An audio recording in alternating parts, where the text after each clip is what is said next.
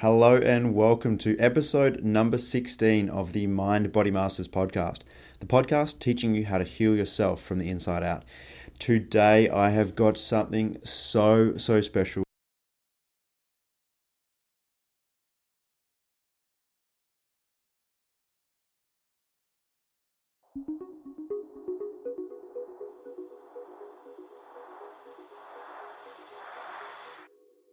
Hi, I'm Jay Curry. As a former chiropractor, I realised that people's physical symptoms started in their mind and not in their body, which is why I now teach people how to heal themselves from the inside out. Now, you don't need to be a monk or a mystic to heal yourself. You just need to learn how to master your mind-body connection. And this podcast is going to show you how. You're going to learn how to understand the hidden meaning of your symptoms, resolve the old emotional baggage that's kept you stuck, and gain practical tools to reduce the stress in your life. This is going to give you the ability to heal not only physically, but also spiritually. And this comes with a dangerous level of freedom. So let's help you become a mind-body master. Alright, Mind Body Masters, I have an absolute treat for you today. Now, as you heard in the intro, I'm interviewing one of the Mind Body Masters students, Jen. And we're going to be talking to her and listening to her story all about she had years and years of chronic pain, exhaustion and fatigue, and how she has gone from being this hopeless healer, thinking there was no possible way for her to get unstuck, no possible way for her to heal, to how she's now living completely pain-free, feeling really present, really joyful, and become a real mind-body master. So I share this with you to inspire you and to give you hope, because I know so many people out there struggling with these chronic conditions don't think it's possible for them to heal themselves. They've been through so much stuff, and eventually a lot of these people just give up. Well, I'm here to say you don't need to give up. There is hope for you. You just need to learn how to do the inner work, which is exactly what we talk about with Jen. So some of the other cool topics we talk about is talking about how the old emotional baggage from childhood and from our past is actually the biggest thing that we need to overcome in order to heal ourselves. We talk about feelings of being unworthy, feelings of being really self-critical, self-judgmental, and being really harsh on ourselves is one of the things that Jen had to work through in order to heal.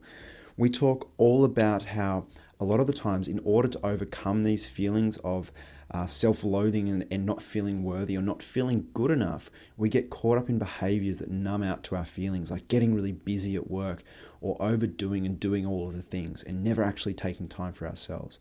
So the other thing that we talk about, and this is a really nice side effect of when you start doing this inner work, is what real self-love looks like. So I'm really excited to share this episode with you, and I know that the more you listen to Jen's story, the more you're going to recognize yourself in her. And the more you recognize yourself in her, you're going to start to realize that once you do the inner work, it's possible for you to start healing yourself. It's possible for you to find a way out. So I really am excited for this episode, and we're going to cut straight to that clip and get stuck right into it. All right, here today we have Jen all the way from Ontario, Canada. G'day, Jen. Nice to talk to you. Good morning, Jake. It's good to be here. Thanks. Awesome. So Jen was one of our founding members of the Mind Body Masters. And Jen, I really just wanted to get you on today just to have a chat, because I think your story is going to resonate with so many people. I think a lot of people can relate to where you were, and also some of the things that you were struggling with before joining the program. So just tell me in a few quick words, like where you were prior to, or what made you sort of join the program, and just tell me where you were. Yeah, so I had dealt with a lot of pain issues for many, many years. And I'd say about 5 years ago, I'd kind of sort of given up on trying to fix those issues, because most of the things I had tried had just gotten me nowhere. Mm-hmm. And if anything, I would say that the things I had tried had actually made it more frustrating, because, you put in all that work and you try and you do the thing and you do it with all your heart and nothing changes. It was really quite defeating. So for the last few years, I sort of put healing myself on pause and just decided, like, okay, this is my life now. This is how I live. I live with chronic pain. I'm not even 40 yet, but that's okay. This is my life. And when I heard I forget what it was called, but it was like a free seminar you put on about Yeah, what free GNM is and masterclass. what you do. Yeah, that's right. I wasn't looking for anything at the time. I wasn't looking for a fix. I just happened upon it. And when I heard what you were talking about, I was like, wow, like, this is quite fascinating. I've never heard anything like this. And it started to really pique my interest. And so I actually went into your course very excited, but not with like an agenda, if that makes sense. Hmm. And it was, maybe that's really what that big piece was for me, is that I wasn't in a desperate state when I went into this work, but so much shifted for me once I got in there. You know, Yeah. it was pure magic. Like, it was just one of those things where I wouldn't have believed it if you told me you could do what you were doing. And then once you did it and taught it to me and I did it, I get that. But Yeah. the work was really straightforward and easy, and it shifted everything for me. Yeah, and this is what I want to sort of get across the line here. This interview isn't about plugging the program and how fantastic it is or anything like that. I want to sort of get in your head, and because so many people have these thoughts that you've had, and there's so many that you just touched on. Then there was things like, it's so frustrating. I can't do it. This is me. I'm only 40 and I'm going to live with this chronic pain stuff. There's so many of these beliefs and these thoughts that really stop people from being able to heal and stop people being able to shift and even see the possibilities. So I guess that's something that was really interesting for me is seeing that shift in you. And one of the things is, I guess at the start, you probably thought of yourself as being broken, as being, well, this is me. I can't do much about myself. Uh, Especially when you tried visiting lots of experts and therapies and supplements and treatments and all this kind of stuff. You got to the point you just give up and you're like, oh, well, this is me. So tell me a little bit more about that. Like, in terms of what I had tried. Not necessarily what you've tried, but just, I guess, the thought process that you're in, Jen, in terms of going, oh, well, I guess I've kind of, it's almost like a bit defeated. It's like, well, I kind of just get that vibe from you. It's like, oh, well, I can't really do Yeah. this. I can't really get anywhere with it. So what's the point in even trying? Yeah. No, I had definitely given up. It Hmm. was just a waste of my time. And I already didn't have enough energy. You know, when you're dealing with chronic Yeah. pain, the last thing you have is energy, because you spend most of your day wasting your energy on how crappy you feel. Yeah. And so the thought of even trying to do anything else to fix it anymore was just too exhausting. So I'd Yeah. rather just not do it. Yeah. I guess And if you've only got so much energy throughout the day, eventually you're going to get to the point where it's like, oh, well, I'm not going to bother with this. I'm not going to bother trying a new treatment or a new supplement or new therapy. It's because you need a lot of energy to do that. Right. And that's the thing that a yes, lot of people struggle with is when they're in this state, right, of being a hopeless healer where nothing seems to really work for them, is it's exhausting, it's taxing, and a lot of the time like one of the things is that having that view that nothing's going to work for me, it's a really defeating place. And I just saw that shift in you so much. And I think that's one of the things that I just really loved about seeing your transformation, is seeing you just now look at your body, not as being broken, but as your symptoms are meaningful. So just tell me a little bit more about that. Tell me about how now you view your body. yeah, well, and since doing the work with you, I mean, it's not that everything magically disappeared. It's just, it's a whole new, like, sort of emotional mental shift on Hmm. how I perceive my body. And so before, I definitely thought it was broken. And I remember having thoughts in my head of like, well, maybe everyone else feels like this, but they just don't complain about it like I do. Maybe I'm just a wuss. You know, I don't know. I can't know what someone else is feeling, but I just always felt like no one believed me because I look healthy, you know? And once I was able to shift my emotions and my thought process around what my body is actually doing based on what you taught me, it's a night and day difference. Like, it's hard to put into words because I haven't really actually changed anything in my external life. I still have the same job. I still live the same life with the same kids, same sleep deprivation from those kids. But at the same time, I feel so good all the time in my body. Like, it's a feeling. It's not so much the physical of the body here, but it's more the feeling about it. I Yeah. don't know how, it's hard to put into words. Yeah, and I guess one of the things that does help is you're no longer really struggling with pain. And if you do, you can kind of shift it. But what you're describing there is Nothing external has changed. There's nothing that you've done or changed dramatically in your life that would lead to this kind of shift that you've experienced, but everything's kind of shifted internally. So what does that internal shift look like for you?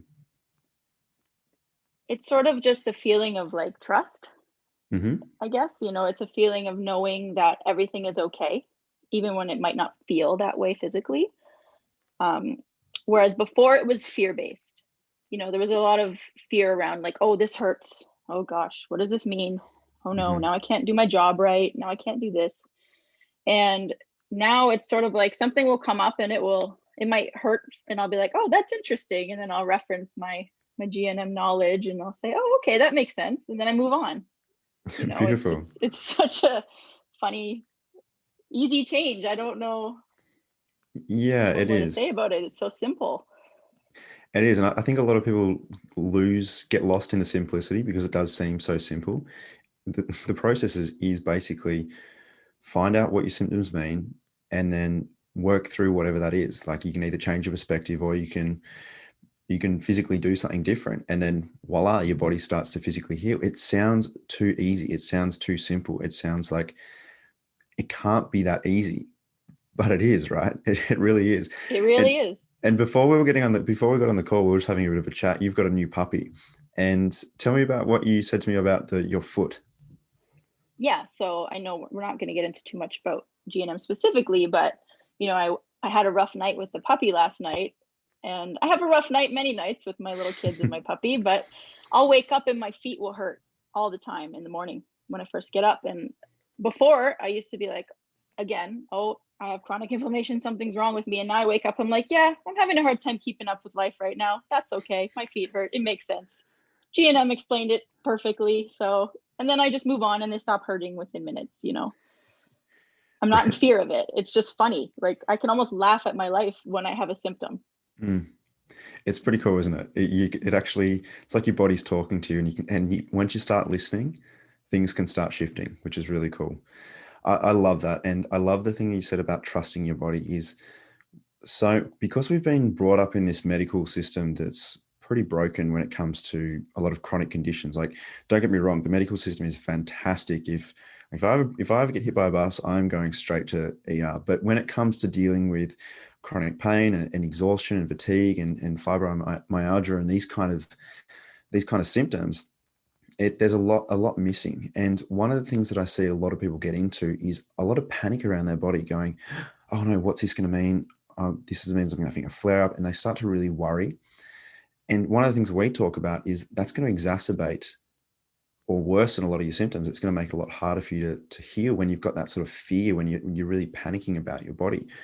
But one of the cool things with the understanding that we give you in the Mind Body Masters program, which helps you to become a self healer, is to recognize that your symptoms are meaningful. Recognize, excuse me, recognize that there's nothing wrong. Your body's actually helping you. The pain that you're in, it's actually here to help you. It's here to help you heal. And one of the things that you said is nothing's changed on the external for you, but once you shift on the internal, everything starts to change, which is so cool. So back on that, one of the things that we talk about with physical pain, if you've got done the mini course, if you guys are listening and you've done the mini course, in there we've got some references to, if you've got shoulder pain, it's this. If you've got back pain, it's caused by this emotional link, and et cetera, et cetera. And one of the things that you dealt with, Jen, was a lot of chronic pain.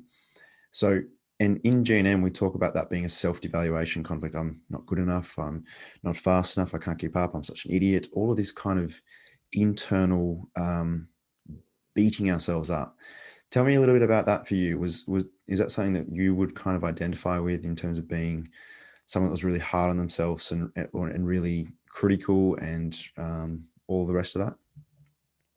Oh, Jake. Yes. I identify as the poster child for that. So it's like it was a lifetime of that since childhood. I carried a lot of stuff. Mm-hmm. And it was in doing this work that I was really able to put that burden down Mm-hmm. and let it go, because it was the thing that was keeping me stuck. It was the thing that was keeping me in pain. And once I was able to realize that those feelings, those situations, those past stories, they don't define me, I was able to move through so much that had been holding me back, and I think a lot of people can relate to what you just said about like that self-devaluation, low self-worth. I'm not good enough, but no one talks about it out loud.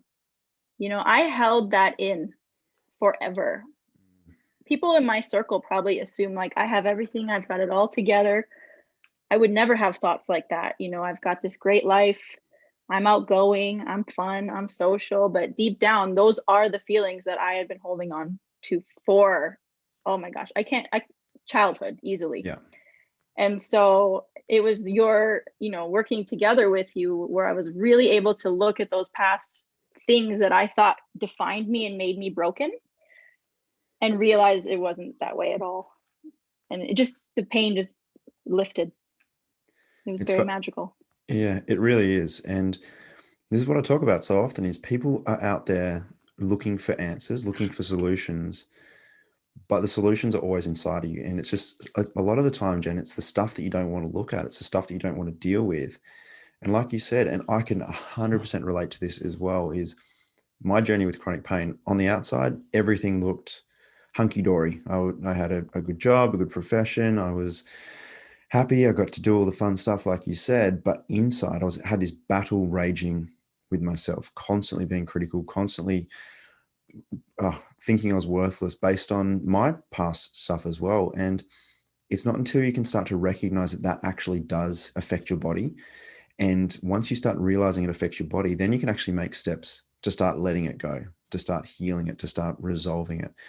So tell me a little bit about that process for you in terms of, because a lot of people identify with that and go, yeah, I do have really low self-worth. I do beat myself up. I am really critical, but they don't necessarily know how to shift it or how to move through it. And I'm not about asking for a step-by-step guide on how you did it, but how did that kind of shift for you? It was really helpful being in the Mind Body Masters group, because in there you do realize you're not alone. There's other people who can absolutely relate to what you're talking about. And then when they're sharing their stuff, you're like, wow, we're so different, but I'm just like you. And I think the biggest like aha shift for me was during one of the lessons you were putting together about personality types. And you had said like, oh, this type of person likely had X, Y, and Z happen to them when they were younger. And that's why they have this pattern. And I remember myself and others in the room being like, how did you just define my entire life in one slide? Like, so when you did that, it was like, oh, clearly I'm not the only one. If this information exists so simply, there's lots of people who identify with how I feel, and just not feeling so isolated and alone was step one. And knowing that there's, many, many people who look like they have their lives together who feel similar, that self-devaluation feeling was huge for healing. And then having that safe space to sort of share the things that maybe you held on to and felt shame over, or guilt, or whatever the feeling was, but just having that safe space to share it and let it go. And then you gave us tools to work through and feel the things, because I am notorious for not feeling my feelings. I'm all about shoving them down and pretending they're not there and keeping myself busy so that I could just keep going and going and going until I burned out. And so it was sort of slowing down and feeling it, being aware of it, recognizing it, sharing it with a community of people who understood or who were also trying to do what I was trying to do. That was really, for me, what really solidified the healing. That's beautiful. And I think you're so spot on, is when you're able to first, it's kind of like going to AA or something like that. It's actually admitting that you've got a problem is probably one of the hardest things for a lot of people to do, is actually saying, hey, I've got all of these chronic pain things and I've been trying to deal with them outside, but hey, inside, I actually feel like shit. Inside, I actually beat myself up. Inside, I'm actually holding on to so much resentment and guilt and shame and blame from my childhood, from, I don't know, an ex-marriage or whatever. A lot of the time that's really hard to admit to yourself that you're dealing with that, because people just love to put on this facade that, hey, everything's okay. I'm feeling good. And one of the things that I'm big on is teaching people how to feel to heal. It's like you can't change what you can't acknowledge. And so I think this is a really big step for a lot of people, is recognizing that, hey, if you are dealing with some stuff internally, nothing's going to change that, because so many people feel this tension and this turmoil inside themselves, and they go looking for outside solutions. They go looking for, even in the case of like ways to distract themselves, whether it be TV or getting busy at work, or um, alcohol or drugs, or whatever, they find ways to distract themselves to try and make themselves better for how they're really feeling. But the thing is, it's a bottomless pit. You can do all the distracting behaviors, but until you actually face up to what's going on inside, nothing really shifts. And this is huge. So tell me a little bit more about how you would distract yourself, how you would, I guess, instead of getting still, like you said, and allowing yourself to feel some stuff and acknowledge some stuff that you've been feeling, how was it that you kind of would deal with it in the past, in terms of, would you get busy at work? Like, you run a busy practice. Was it something you did there? Or how did you kind of avoid dealing and avoid feeling this stuff that was inside of you that you knew was there? Well, the number one thing I used to do is keep too busy. Like, I'd be at my office 7 days a week, Hmm. while also being sleep deprived, because I have young children and they were not the best sleepers. And so I would just always have some reason why I couldn't sit down. I had to, oh, if I don't do this at work, this will be hard. I just kept coming up with excuses, I guess, for why I had to work, work, work, work, work. Didn't have time to like socialize, didn't have time for friends. I was kind of just too busy, caught up in my own stuff. And then when I did take a time to take a break, I was always on social media. Social media was Mm. definitely my numbing agent. I just scroll for hours, and I do it until like 1, 2 in the morning, even though I was so exhausted. I couldn't put the phone down because I didn't want to feel anything, right? And then I just play on the phone until I fell asleep, and then cycle began again, right? Wow. Yeah, that's a big one. Is, and I think, again, this is why I wanted to share your story, is I think so many people can relate to where you were, and you had this feeling of like, there's stuff going on inside of me, but I guess you didn't have the tools to be able to move through it. So with that as well is the distraction on social media. But the big one that I think a lot of people can relate to is the doing, doing, doing, doing, doing, doing, doing. And I got into this as well, is like, I would just distract myself with work, with whatever, to not feel what was going on inside of me. So once you, now that because you've moved through a lot of stuff, you've let a lot of old emotional crap and baggage go, right? You've processed a lot. There's been some tears, there's been some revelations, some ahas, and we won't necessarily go into that. But now that you've kind of removed that emotional energy out of your body, what's your relationship with doing now? Well, I mean, we are in a pandemic, Hmm. so there's not as much doing, but um, my life is so different. Like, I've finally given myself permission to live whatever life I want. I actually only work 1 day a week now. I spend the rest of the time home with my family, but truly engaging with them, because I want to, not because I have to. And yeah, I acknowledge when I don't feel good. I acknowledge when I'm tired, and I set boundaries. Whereas before, I would just say yes to everything. And so now that you've kind of dealt with that, it sounds like you're a lot more present with your family, but there's also not that obsessive urge to go and do stuff. Is that correct? Is that what you're saying? Yes, exactly. Yeah. Wow. And that obsessive urge to go and work and get busy or scroll social media, which is, like you said, a numbing agent, being free of that, how's that kind of freed up the rest of your life? It's definitely freedom is like my favorite word to use to describe when I think of like the GNM work. Because even before, when I was overworking and going here, to work 7 days a week, it was because I was afraid of, if everything wasn't perfect, I would be judged. And so I would overdo it to avoid ever having any kind of opportunity for someone to judge something about me. And now I don't care. So now it's like, I am just going to be my best self, and the rest is going to fall into place. And I can just go and enjoy the things that matter to me most, because I am no longer holding on to that crap. Like, of what is so and so going to think if I don't have the perfect business and the perfect, staff and perfect everything. And now it's, or perfect kids or perfect life, but it doesn't matter. But at the point of that is like, I don't care. I love myself exactly as I am. And the people who matter are going to, support whoever I choose to be. It's beautiful. It is really, really cool. And I think one of the things is that judgment that you're so fearful of, it probably came from you. Like it probably came because you were judging yourself constantly for not being perfect, not having the perfect kids, not having the perfect job. And I guess when that judgment of yourself drops, when you change that from the inside first, all of a sudden you don't care what people think on the outside, because you're not judging yourself on the inside. You're not beating yourself up. You're not wishing that things were different, which is so, so cool. And I wish you guys could, like, I know this is an audio, but you should, like, I just wish you could see Jen's face.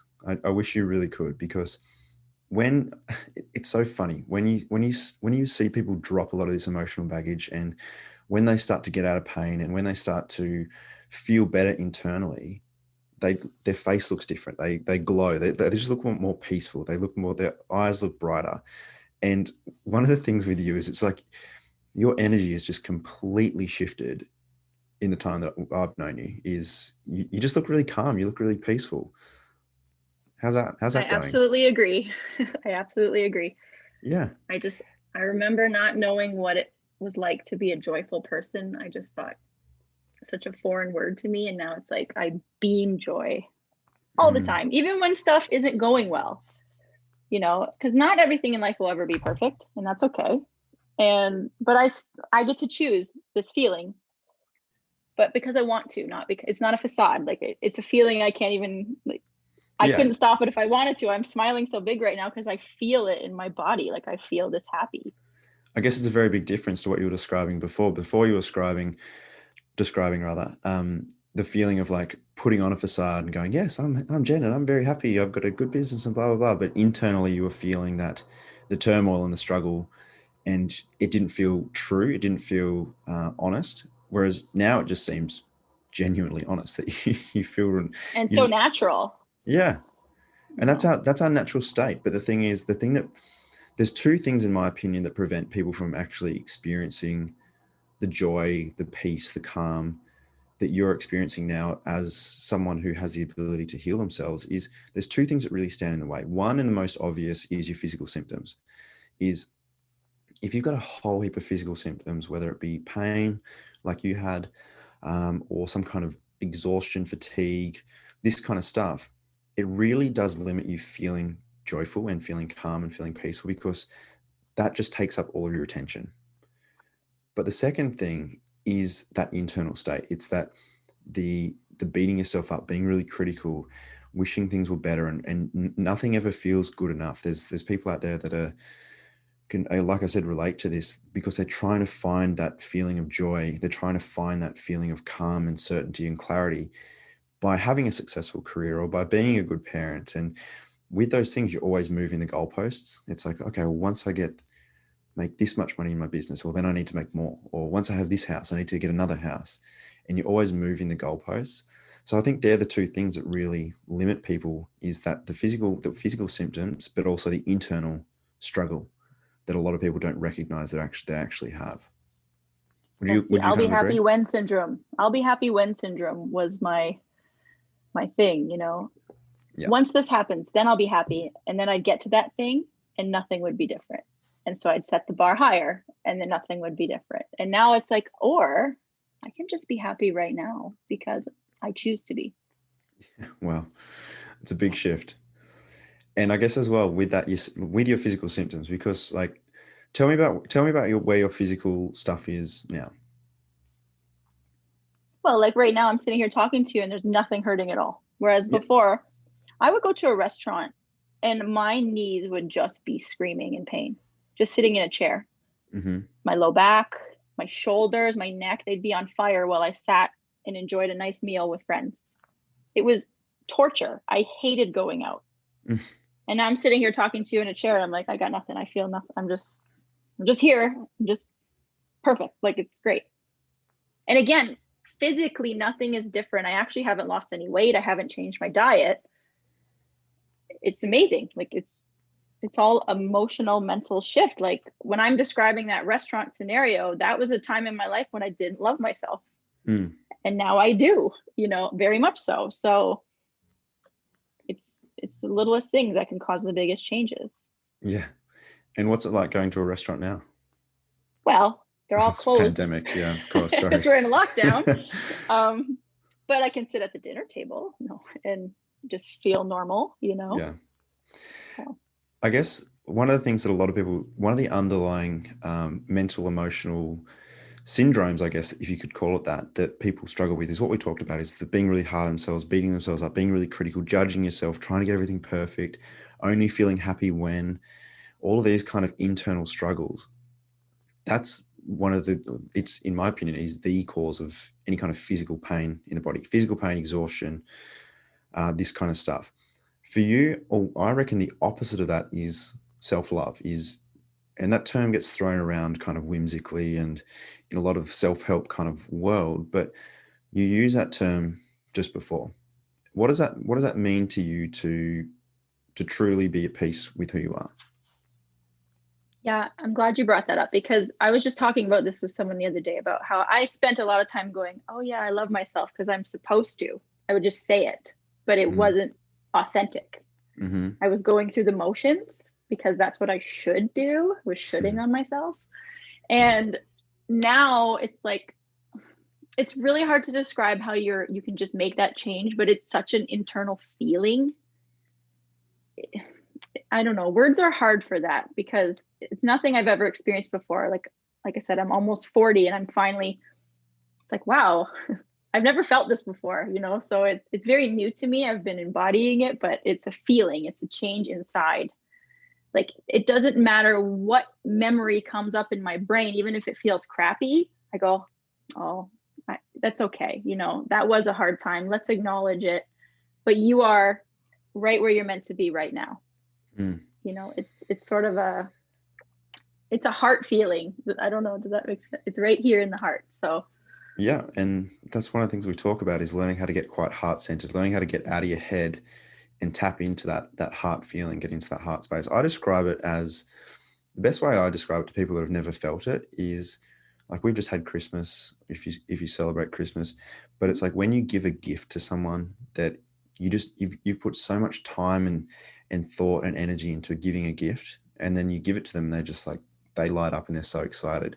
That feeling that you get when you give the gift, that's kind of how I describe it to a lot of people. Does that kind of resonate for you? yes. Yeah. And you know what, Jen? I think that is our natural state. I think every single human being has the ability to feel like that. And at our core essence, that's who we are. We're meant to feel that alive, that happy, that joyful, that peacefulness, that self-acceptance. But there's just all of the crap that we load on top of it, in terms of, like, what's a good analogy for this? I use the analogy of a coffee cup, and it's like you've got all this dirty, murky coffee at the very bottom of your glass, and no amount of clear water that you pour on is ever going to make that coffee clear, because there's always going to be remnants of this old stuff, and that gets pounded like on top of each other. And once we actually learn to empty out, once we learn to tip that coffee out, that's when we can really start to access that heartfelt centered. We can start to put clear water in it. It looks clear and beautiful. And so with that, one of the things you talked about briefly was recognizing a lot of your patterns from childhood, recognizing a lot of your not necessarily like stresses in your life as a child. That's a big one for a lot of people. Is we'd all be lying if anyone said we had a perfect childhood. No one really does. No child gets out unscathed.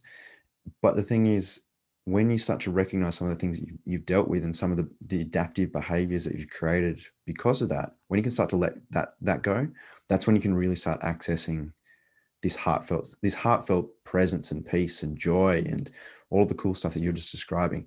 Tell me a little bit about that.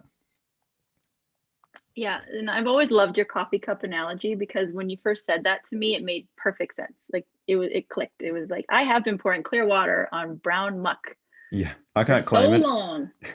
I can't And it's claim that like, no one. wonder That's it's not working. yeah. I can't And claim that one. then I need to give that one credit to Emma Romano. She's a good friend of mine. She told me about that one. I've used it ever since.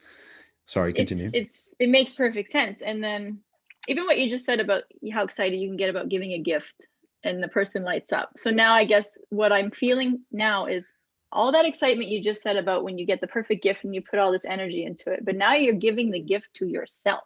You're not giving it to someone else to light them up. You're lighting yourself up. Like it's this really special feeling. So, but shifting those things from, like you said, from childhood, very important, because you're a creature of habit. You don't even realize you're doing the things you're doing because it's all you've ever done. And it took, you bringing that to my attention for me to actually shift it, pour out the murky water and start over fresh with the clean water in the cup. How much has your perspective, like, because one of the things that I always say to people is we can't change the past. Like, if you've gone through tough stuff as a kid, a lot of the time we hang on to that. A lot of the time there's a lot of stuff hanging on there. Healing isn't a matter of changing the past, but we can change our perspective. We can see things from a different light. Has that been something that resonated with you? Yeah, that's the thing that's resonated with me, because it Yep. was in the work we were doing that I was able to stop thinking that anything that happened to me caused me to be broken, and just realized, like, yes, that's over there now. It's behind me. I'm in the now. This is me now, and I get to be whatever and whoever I want. It does not matter any of it. None of it matters. And I remember when I was like in my 20s, I used to think I had to like explain to someone I was dating what was wrong with me so that they could commit. Like, I want to make sure you're going to commit to me, but you have to know first that I messed up. I've got chronic pain, I've got issues, and now it's like I love myself as I am and I don't need to apologize. That's really cool. That sounds just like I said, guys. I wish you could see her face. She's beaming. She looks incredibly happy, incredibly peaceful, and I think that's something that comes with letting a lot of stuff go in the past. And what you kind of said there is when you've gone through stuff in the past, a lot of the time we unconsciously hang on to it. A lot of the time we paint, or we're painting the canvas of today with the brush of yesterday. We drag so much of our crap from the past unknowingly into what we do today. But when you can learn to really get present, really be here right now, and to learn to stop dragging that anchor of the past around with you, that's where real liberation comes from. That's where real peace comes from. A lot of spiritual teachers talk about that, is just get present. And it's like, well, how the hell do you do that if I'm carrying around all this crap from the past? But one of the things is we have to first learn to go through that. We have to first learn to acknowledge that and deal with that, like you said at the start, in terms of instead of trying to patch it up and not feel the way we feel, and or try and put on the facade of I'm so happy, I'm happy, I'm happy, I'm happy, I'm happy. Sometimes we actually need to feel all the crap. We need to look at all the crap, take a good hard look at how we've been living life, and then decide to actually move on. Because healing doesn't mean the damage never happened. It means the damage no longer controls your life. And I think you're really embodying that. It's someone, like, we've all been through damage as kids and as humans, but it doesn't mean that it completely controls your life. You get to choose how much that controls your life. And when you don't let it control you, and when you let go of the past, and when you let go of that old emotional baggage that you carry on to, so much stuff becomes possible. Healing becomes like physical healing, like Jen talking about not being in pain anymore. But not only that, that's one of the lovely side effects of when you start to heal inside, when you start to let go of that emotional baggage. You sort of can't really put a price or any kind of thing on feeling good internally, like feeling that state of acceptance and joy. That's just something that's so beautiful. So, Jen, you are an absolute superstar. Thank you so much for joining us here today on the Mind Body Masters podcast. And I really appreciate it, because like I said, I know that we're going to get people reaching out going, oh my God, I can understand exactly where Jen was. She was basically saying that she was me. But the thing is, if that is you, recognize that it is possible for you to move through this. It's recognize that it is possible for you to heal, because firstly, a lot of people don't think they can heal. They think that they are broken, but you're a testament to that, Jen, that people aren't broken. And once you do the work, once you do the inner work, once you stop doing the outer work, but once you start doing the inner work, that's when everything can really shift for you. So thank you so much for sharing your story. It was my pleasure. I'm so honored to be here today, Jake. Oh, you're welcome. Hey, have a fantastic evening, and I'll talk to you soon. Thank you. Take care. All right, Mind Body Masters, there you go. There's Jen's story, and there is how it is possible for you to heal. I hope this episode has been inspiring for you and shown you that there is a way out, and that way out is to start dealing with the internal stuff. You've got to heal on the inside before you can start healing on the outside. Now, on that very topic, I'm going to be opening the doors to the Mind Body Masters program very shortly. We only run this program a couple times a year, and it's going to be launching very soon. And this week, I'm actually running 2 masterclasses. It'll be the same masterclass, just over 2 separate days. And in this masterclass, I'm going to be revealing the ultimate framework for self-healing, the framework that Jen utilized in order to experience her radical transformation. And I'm going to be sharing it with you for free. So I'll be having 2 presentations this week on Wednesday and also on Friday. I'll have the details available for that in the show notes below. Or you can head to the website to find out more. But this masterclass is going to be 100% free. It's here for you to help learn the ultimate framework for self-healing. And it's one of the first steps in becoming, or going from a hopeless healer who's done everything into a real mind-body master, someone who can heal themselves from the inside out. So I look forward to seeing you on that free training. Take care.